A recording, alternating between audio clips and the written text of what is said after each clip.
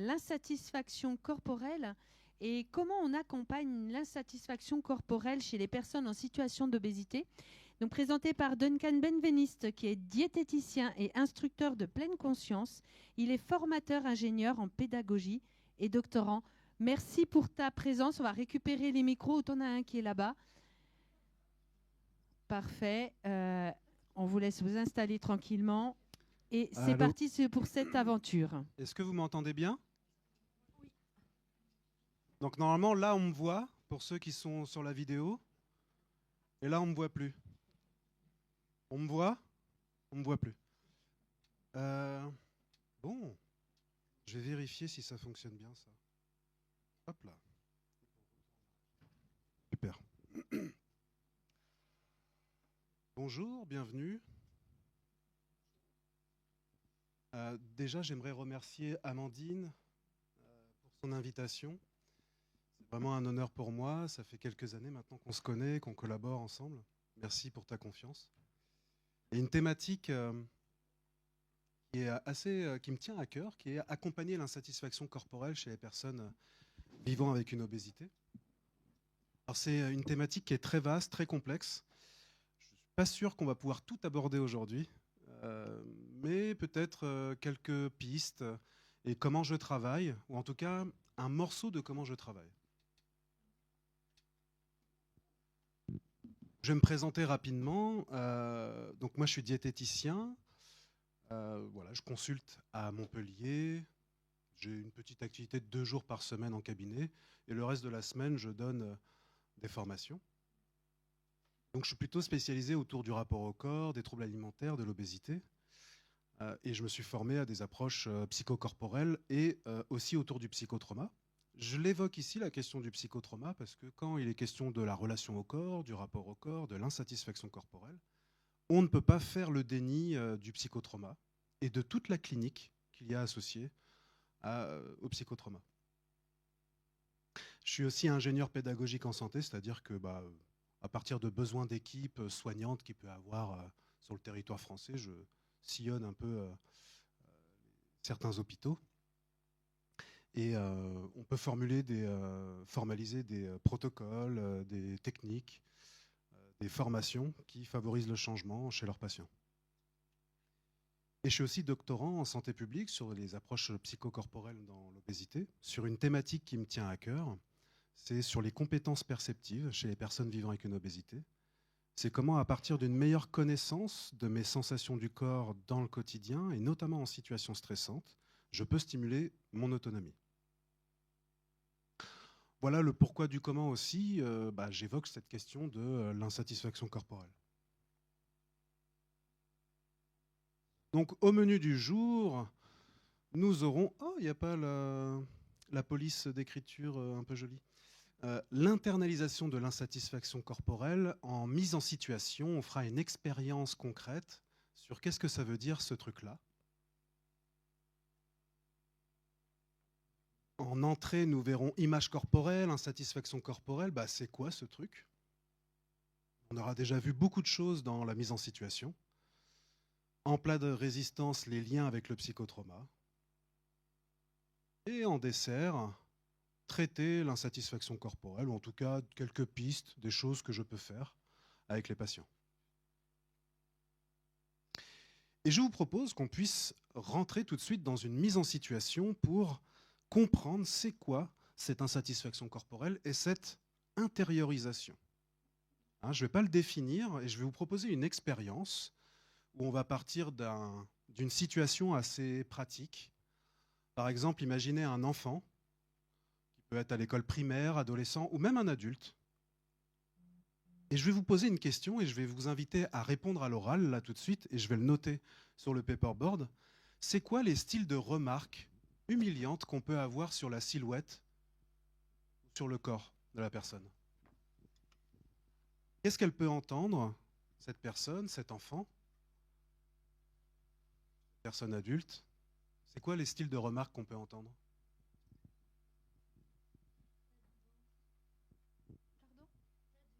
T'as du ventre. T'as du ventre. T'as du ventre.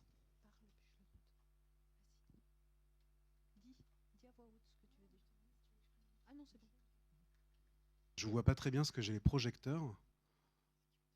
Mais là, on ne me voit plus. Mais je vous vois. C'est une alternance. C'est pour quand? C'est pour quand?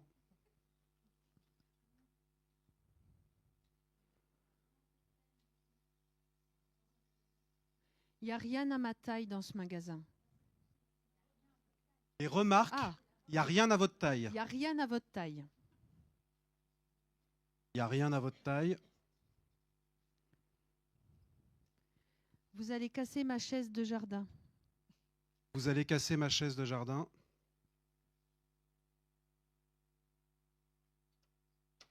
Hein, et à un enfant, on pourrait dire quoi? Je te donne pas de bonbons, t'es déjà assez gros. T'es moche. Entre eux, hein, ils peuvent se dire t'es moche. Je te donne pas de bonbons. T'es moche. Ok, merci beaucoup. Si je répète l'ensemble, on a tas du ventre, c'est pour quand, il n'y a rien à votre taille, vous allez casser ma chaise, je te donne pas de bonbons, t'es déjà assez gros, t'es moche. À votre avis, cet enfant qui reçoit ça, ce genre de remarques-là, il se sent comment? C'est quoi les ressentis qu'il a quand il entend ça et il reçoit ça? Rejeté? Honte? Pas comme les autres? Isolement.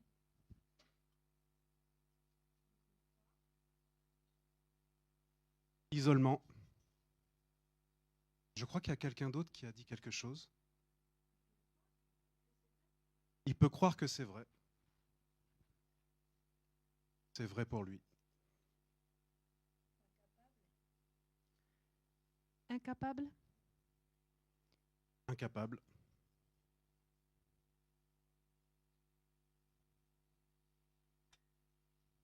On a rejeté, honte, pas comme les autres, isolement, c'est vrai pour lui. Il peut y croire. Incapable. Anormal. Ok. Et imaginez ce petit enfant ou adolescent ou même adulte qui ressent rejeté, honte, pas comme les autres, isolement, la croyance que c'est vrai, incapable, anormal. Il a quoi comme réaction il pourrait avoir quoi comme réaction autour de notamment l'alimentation, mais pas que l'alimentation? Avis? Mange plus, soit plus du tout, c'est ça?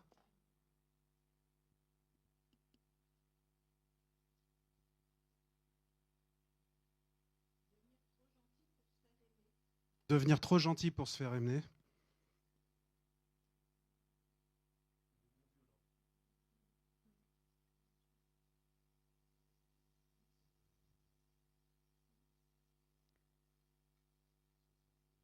Devenir violent.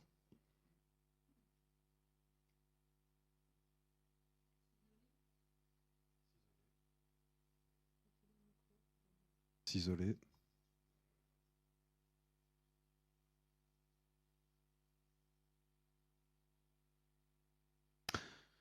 Donc, mange plus, soit plus du tout. Devenir trop gentil. Donc, j'entends la question aussi de la soumission. Pour se faire aimer. Devenir violent, s'isoler. Est-ce qu'on a fait le tour? Ouais. Ok. Et à votre avis, une personne qui ressent ce type d'émotion de façon chronique, rejeté, honte, et qui a ceci comme réaction dans la soumission, qui mange plus ou plus du tout, qui s'isole, qu'est-ce qu'il peut se raconter dans sa tête? C'est quoi les pensées qu'il peut avoir envers son corps, envers lui-même? Le manque de confiance. Manque de confiance? Mais elle raconte quoi? Elle dit quoi, la pensée? Je suis nul.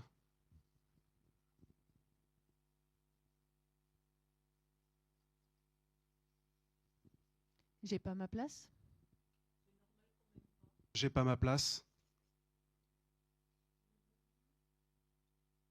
Je vaux rien, oui. Je vaux rien.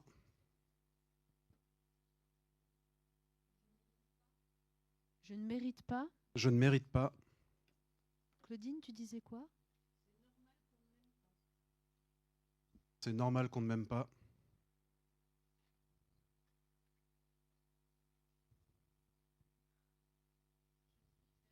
Je suis faible.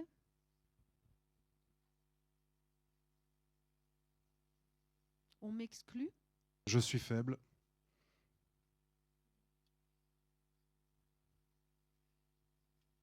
On m'exclut.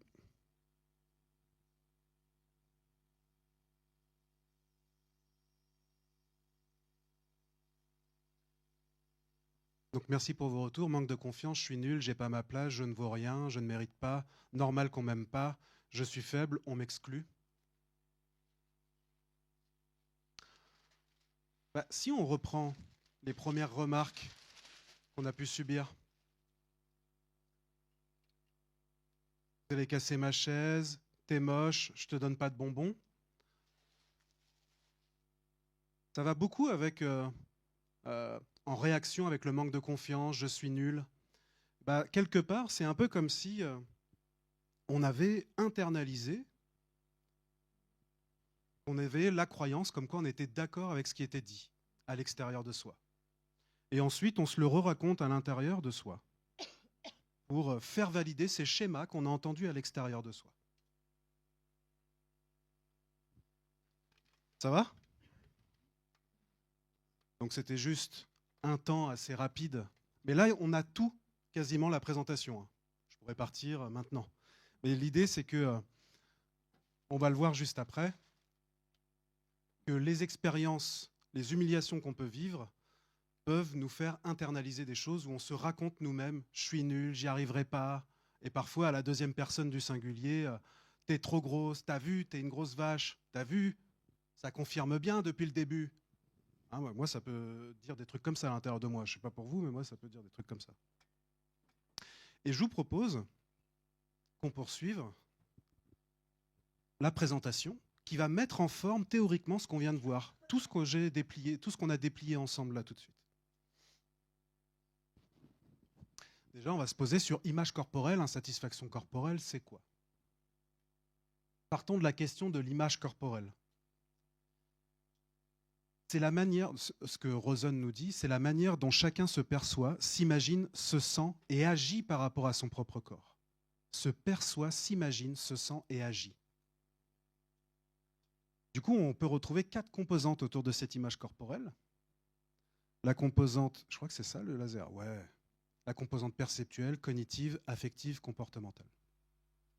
Ça veut dire quoi tout ça? Perceptuelle, c'est la perception que je vais avoir de mon corps. Ça peut être les sensations de faim, de satiété, les sensations à l'intérieur, la position des muscles et des os dans l'espace. Mais aussi, qu'est-ce que je projette comme idéaux, comme corps idéalisé, comme silhouette idéalisée, en comparatif avec ce que je perçois de mon propre corps. La dimension cognitive, c'est les pensées que j'ai vis-à-vis de mon propre corps. La dimension affective, c'est quand je pense à mon corps, quand je suis connecté à lui, quelle émotion j'ai, quel ressenti j'ai. Est-ce que je me sens plutôt en insécurité ou en sécurité quand il est question de mon corps? La dimension comportementale, est-ce que je suis plutôt dans un surinvestissement de l'apparence, dans vouloir absolument contrôler mon poids, ma silhouette, visualiser mon corps comme un objet à façonner? Ou est-ce que c'est plutôt depuis l'intérieur que je vis ce corps, en prenant du plaisir, en prenant soin de ma santé, etc.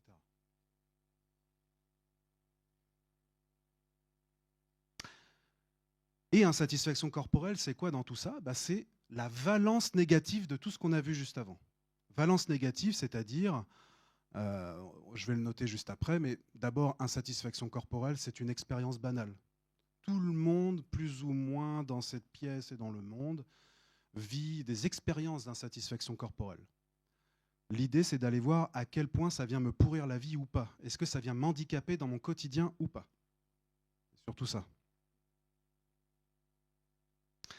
Donc, la valence négative de cette image corporelle, d'un point de vue perceptuel, ce serait un écart important entre la silhouette du corps idéal et le corps que je perçois.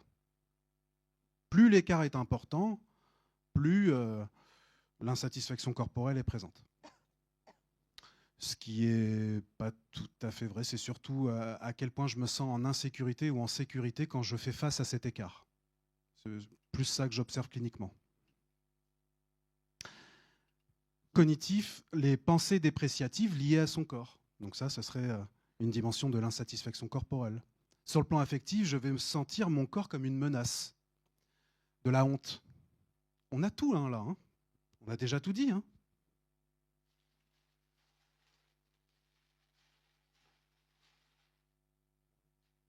Avant. Honte, etc. Comportemental, est-ce que je vais avoir des évitements plutôt de mon corps en mettant des vêtements plus larges, en ne regardant pas mon corps dans un miroir, etc. Ou je ne vais pas aller à la piscine, je ne vais pas aller à la plage, etc. pour éviter d'exposer mon corps. Ou au contraire, je vais être dans des vérifications très importantes, des contrôles très importants. Je vais me peser plusieurs fois par jour, par moment. Je vais vérifier justement dans le miroir. À l'inverse, ça peut être énormément passer du temps dans le miroir, à toucher, à vérifier, etc. Et dans la question de l'obésité, on a une insatisfaction corporelle qui est bien plus importante que chez les personnes qui ont un IMC normal. Je vais mettre des guillemets à normal. On appelle normopondéré. Alors, quel lien on va avoir avec le psychotrauma sur cette question de l'insatisfaction corporelle? De façon très synthétique, voilà, il n'y a pas besoin de tout retenir, on s'en fiche. Hein, c'est juste de retenir ce qui est important pour vous là, dans cette expérience. On va voir ensemble une définition de ce qu'on appelle le trouble de stress post-traumatique, TSPT. Déjà, le psychotrauma, c'est une blessure psychique pour maintenir la survie. C'est-à-dire que quand je vais être victime ou témoin d'un trauma, d'un événement traumatisant, où je vais avoir un sentiment de mort ou d'effroi, type agression, type attentat, etc., eh ben, il va y avoir un stress péritraumatique, aigu. Il peut y avoir une mauvaise mise en mémoire du souvenir traumatique. Et les troubles disparaissent dans les 3 mois ou deviennent chroniques dans à peu près 20% des cas. Et les troubles, c'est des signes de dissociation, qu'on verra juste après. On peut évoquer différents styles de troubles de stress post-traumatique. Le type 1, c'est quand on a vécu des événements isolés, aigus, type attentat, catastrophe naturelle, accident de voiture, et où il y a eu un sentiment de mort. Et ce qui va nous intéresser un peu plus ici, ça va être aussi le trouble de stress post-traumatique complexe, avec des événements répétés dans l'enfance. Les travaux scientifiques nous disent avant 12 ans, où on a subi des humiliations, harcèlements, abus sexuels intrafamiliaux, ça peut être des ambiances incestueuses, ça peut être... voilà.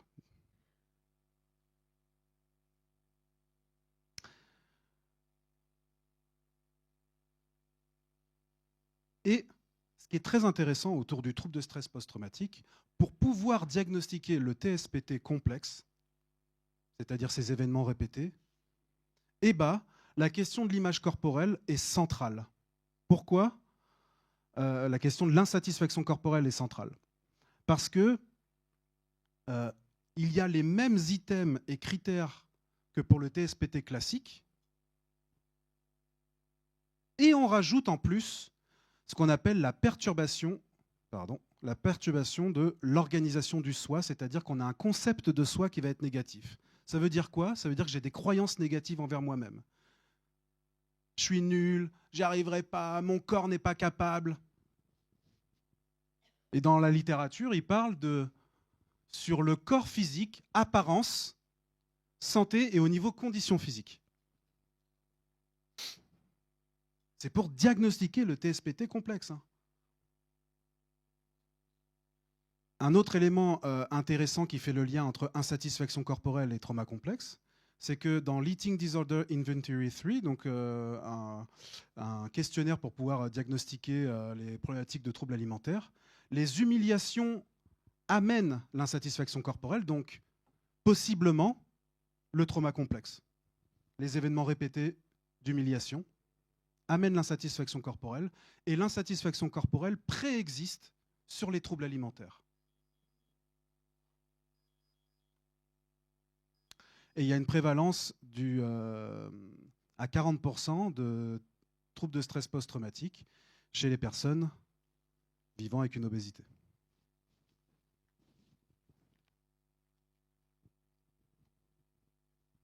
Donc si la question de l'insécurité est très présente et de la sécurité du coup, ça va être la première étape du traitement, ça va être de créer l'alliance avec la personne. Et j'aime bien donner comme image, créer l'alliance avec le patient, c'est le sol sur lequel on marche. Ce n'est pas les fondations d'une maison, c'est même pour pouvoir juste reprendre le mouvement, c'est le sol sur lequel on marche, c'est la base. Donc ce n'est pas une décoration. Donc créer l'alliance, c'est déjà soulager, informer avec le patient une relation thérapeutique qu'il pourra vivre comme un soutien, une base de sécurité, lui permettant d'aborder sa souffrance. Le processus thérapeutique va requérir la provision par le thérapeute d'une base de sécurité suffisamment rassurante pour permettre ensuite l'exploration par le sujet de son monde interne. C'est-à-dire que grâce à cette base de sécurité que vous allez pouvoir créer, cette alliance avec le patient, si jamais vous êtes professionnel de santé, mais vous-même si vous êtes patient en relation avec un thérapeute, si vous vous sentez en sécurité, vous aurez plus de courage à aller voir votre monde intérieur en faisant une introspection. Et ce n'est pas forcément très confortable d'aller voir le monde intérieur quand on a vécu des choses.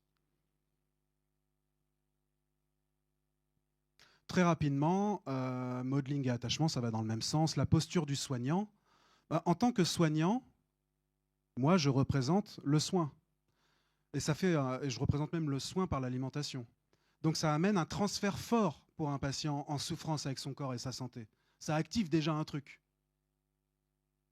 Il peut déjà arriver un peu avec des signes de réactivation de stress. Oh là là. Et le principe du modeling, l'expression de ces qualités de respect, de douceur, de gentillesse et de compassion à l'égard des participants permet aux participants de développer ces mêmes qualités envers eux-mêmes.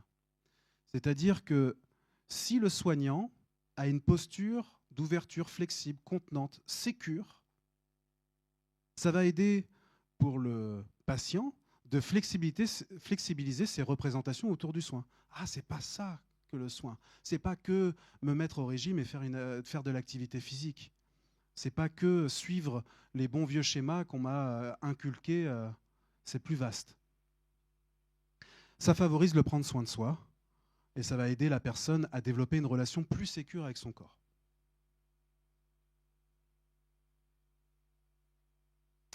La deuxième étape du traitement, psychoéduquer pour ne plus subir et enfin s'approprier. Si on va voir les racines étymologiques de ce que ça veut dire éducation, ça veut dire tirer hors, faire advenir. C'est pas normer, conformer la personne à apprendre telle chose. Au contraire. Donc c'est gagner en pouvoir d'agir. Donc de faire comprendre à la personne ce qui se joue pour elle. Et moi, j'ai conceptualisé un cycle de retraumatisation TCA trauma, mais on s'en fiche de tout retenir le détail. C'est simplement de voir les liens dans ce cycle entre les problématiques alimentaires, qu'on peut retrouver souvent dans la question de l'obésité, et les signes de dissociation, c'est-à-dire les signes de réactivation de stress liés à des traumas qu'on a pu vivre. Donc les traumas qu'on a pu vivre, on l'a vu, si c'est notamment trauma complexe, ça va amener cette image de soi négative, cette insatisfaction corporelle. Moi, quand il y a de l'insatisfaction corporelle, on va sentir de la honte, de l'anxiété, du stress, de la menace. Ça va amener une dissociation du corps. Je vais être coupé de mes perceptions du corps. Et là, on est sur des signes de dissociation, de réactivation de stress. Qu'est-ce qui se passe dans ces cas-là? Ça n'a pas été forcément évoqué, mais si, ça a été évoqué sur « j'arrête de manger » par exemple. Il y avait une personne qui a dit « en réaction, j'arrête de manger » tout à l'heure, sur les remarques humiliantes. eh ben, on peut avoir un contrôle impulsif du poids, des émotions, de l'image. Impulsif, ça veut dire que j'ai aucune conscience des conséquences de mon comportement. Hein, c'est comme un comportement addictif. Je suis dissocié à ce moment-là. Bah, qu'est-ce qui se passe? Quand je tombe dans une phase d'amincissement, quand je commence à contrôler, wow, j'ai l'impression de reprendre le pouvoir, j'ai l'impression d'avoir plus de satisfaction à l'intérieur de moi. Je peux même avoir un truc euphorisant, quoi. Je peux même planer, je peux me shooter à ça. Hein. Et ça diminue l'insatisfaction corporelle. Et le point commun qu'on a entre ces deux-là, la phase down et la phase un peu up, bah, c'est qu'on est coupé du corps. Les perceptions du corps sont en arrière-plan, elles ne sont même pas prises en compte du tout. Donc cette fameuse restriction cognitive, je vais passer un peu dessus, on s'en fiche. Voilà. Déconnexion des signaux internes corporels, bah, on n'est pas du tout connecté au corps, comme j'ai dit. Fatigue, dénutrition, baisse du métabolisme de base. Il va y avoir une violation d'abstinence, une mauvaise estime de soi du coup. Hein, je suis nul, j'ai pas réussi à tenir mon régime, etc. Majoration de l'insatisfaction corporelle. Et là, ça réactive à nouveau, du coup, les émotions liées au trauma. Hein, réactivation d'émotions liées au trauma, c'est un signe de dissociation. Hein. Et on les a ici. Hein. Honte, anxiété, stress, menace. Donc ça peut aller vers du contrôle direct, ou j'y vais encore plus fort, quoi. Foutu pour foutu, il y a des pertes de contrôle impulsives. Je vais avoir une anesthésie émotionnelle, qui est un signe assez classique qu'on peut retrouver aussi dans la dissociation, dans la réactivation de stress, dans le psychotrauma. La crise de nourriture va favoriser des effets yo-yo, etc. Donc ce qu'il y a à retenir, c'est qu'on s'en fiche de retenir le détail de ça.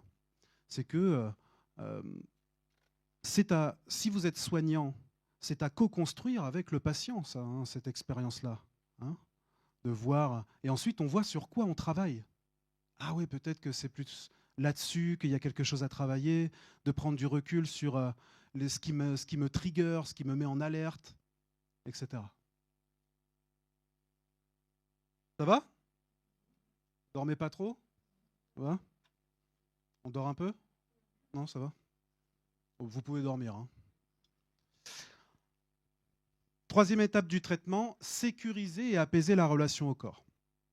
Une fois qu'on a créé une base de sécurité dans la relation, que la personne elle est psychoéduquée sur les signes, sur comment ça fonctionne pour elle, cette insatisfaction corporelle, et l'impact sur le comportement alimentaire, et on va travailler à développer des ressources à nouveau pour elle. Il y a un des courants thérapeutiques qu'il y a dans le traitement de l'insatisfaction corporelle qui s'appelle la neutralité corporelle. Ça veut dire qu'on va travailler et explorer les fonctions du corps. À quoi il me sert ce corps? Au lieu de rester dans des schémas où je critique en permanence, d'un point de vue esthétique, mon corps, je vais voir à quoi il me sert. Et il y a un protocole assez classique qu'il peut y avoir, c'est quel ressenti vous pouvez sentir, quel ressenti vous pouvez, quand vous pensez à votre corps, là tout de suite. Ensuite, on met de côté, on liste les ressentis. Ici, là, par exemple, on met de côté ces ressentis. Listez qu'est-ce que vous a permis votre corps aujourd'hui. Hein, c'est tout simple à faire. Hein. On liste tout ce que m'a permis mon corps, se déplacer, se lever, danser, manger, etc. Quelles parties du corps ont été utilisées pour chacune de ces actions? Jambes, bras, tête, un peu tout, élan, etc. En fait, ce qui se passe d'un point de vue cognitif, c'est qu'on va emprunter des chemins cognitifs que le patient a très rarement pris. C'est-à-dire qu'il peut y avoir des émotions assez surprenantes qui peuvent apparaître pour lui. Et ça peut avoir un effet très soulageant. Ensuite, on fait une visualisation de l'ensemble et on demande quels sont les ressentis à la fin. Mieux, prise de recul, gratitude, etc. Il y a une évolution, une prise de conscience. C'est en formation, hein, ça, que c'est des photos de formation. Et certains disent peut-être refaire l'exercice, c'est facile à refaire avec les patients, etc. Donc la neutralité corporelle, explorer les fonctions du corps. Moi, je suis diététicien, donc ça a une vraie cohérence en plus d'aller voir ça avec le patient. Aimer son corps, Donc ça, c'est aussi un autre courant, mais qui n'est pas forcément accessible pour tout le monde. Ça peut être parfois un peu brutal de vouloir mettre cette intention d'aimer son corps. Peut-être d'abord commencer par la neutralité corporelle, les fonctions du corps. Mais on peut travailler, notamment, moi je travaille autour de ce qu'on appelle le théâtre de l'opprimé, où on vient incarner les différentes parts un peu difficiles de soi, qu'on a pu voir, je suis nul, etc., machin, mais aussi incarner des ressources, des expériences ressources que j'ai pu avoir dans ma vie. Et on s'affirme face aux parts de nous vraiment difficiles qui disent « t'es nul, t'y arriveras pas », etc. Et on tente de sécuriser et d'apaiser ensuite. Je suis assez synthétique sur la question du théâtre de l'opprimé, on pourra en discuter un peu plus et je fais un atelier tout à l'heure cet après-midi, si jamais vous êtes intéressé. Ensuite, approfondir la sécurité corporelle. Il y a cette idée-là, on va le voir juste après, quel lien on peut faire avec la sécurité corporelle. Le fait de créer l'alliance, de psychoéduquer, de sentir son corps avec des ressources, de s'affirmer face aux parts dures, de sentir les fonctions du corps, vraiment dans le corps, ça permet de gagner en sécurité déjà. Et on peut faire un autre protocole, où j'ai été supervisé par une psychomotricienne spécialiste des troubles alimentaires là-dessus, et que je propose aussi aux patients. C'est ce qu'on appelle le massage tridimensionnel. Et on vient connecter les os. Connecter les os, c'est tout un processus, ça dure au moins une demi-heure ce massage. C'est en automassage, on vient connecter les os avec un rythme pour sentir ce qui nous tient. Ensuite, on vient connecter les muscles pour sentir ce qui nous soutient. Et la peau, ce qui protège. Ce qui est en interaction, qui fait la scission de façon poreuse, plus ou moins, entre intérieur et extérieur.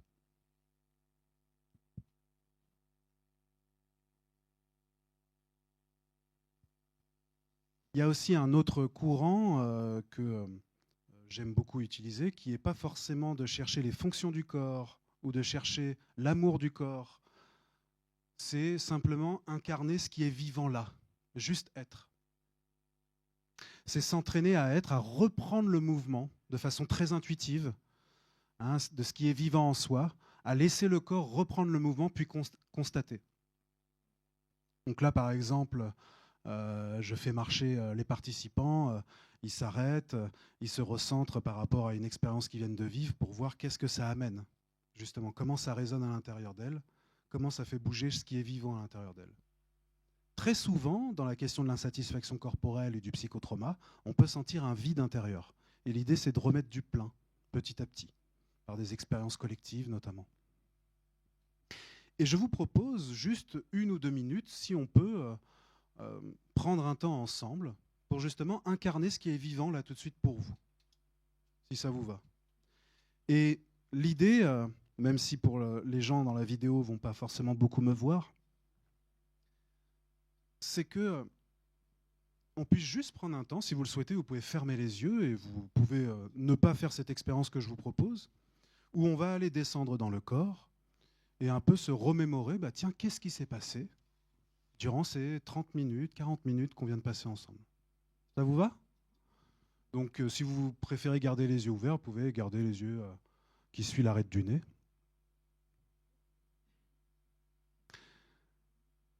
Et je vous propose là d'observer, là tout de suite,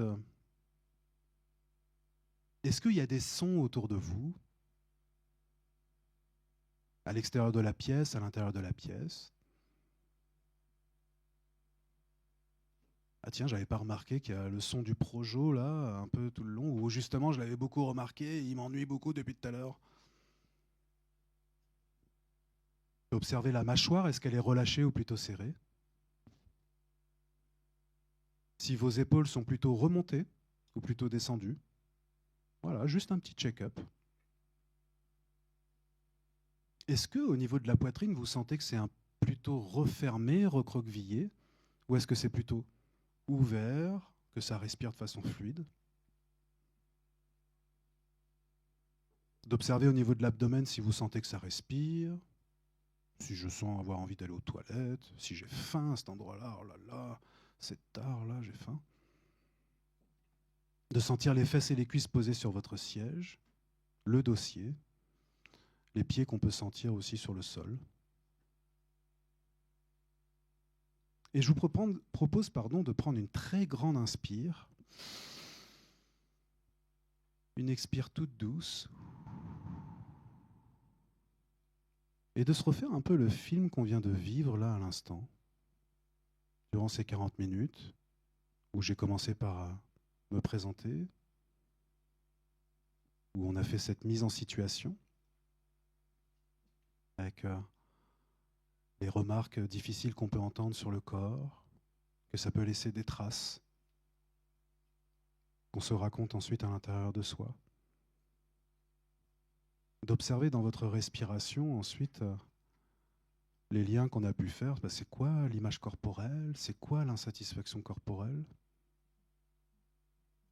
Les liens avec le psychotrauma, ce trauma complexe.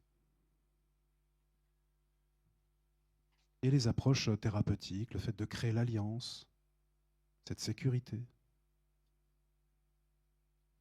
de psychoéduquer pour ne plus subir.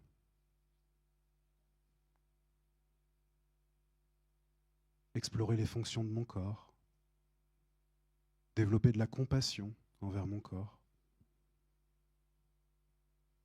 et approfondir cette sécurité corporelle. Remettre du plein dans ce qui peut être un peu plus vide, en ressenti. Pour arriver là, posé sur ce siège, respirant, et juste d'observer comment ça vit là tout de suite à l'intérieur de vous. Comment ça respire, comment ça bouge.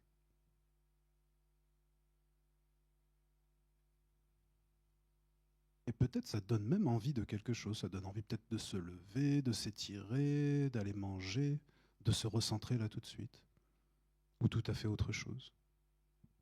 Ou rien de spécial.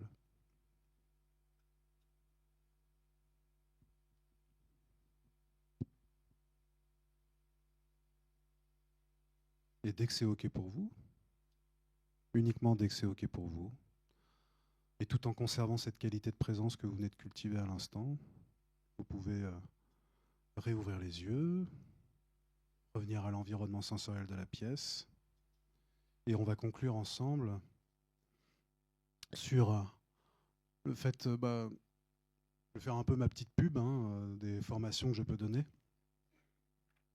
si jamais vous êtes intéressé. Donc moi je donne une formation sur le psychotrauma et les troubles des conduites alimentaires associés avec un ami qui est psychologue et spécialiste du sujet. Voilà, donc il y a du e-learning et du présentiel. Le e-learning c'est plus sur de la théorie, le présentiel c'est plus sur les outils pratiques concrets pour pouvoir mieux diagnostiquer les liens entre dissociation, insatisfaction corporelle et troubles alimentaires.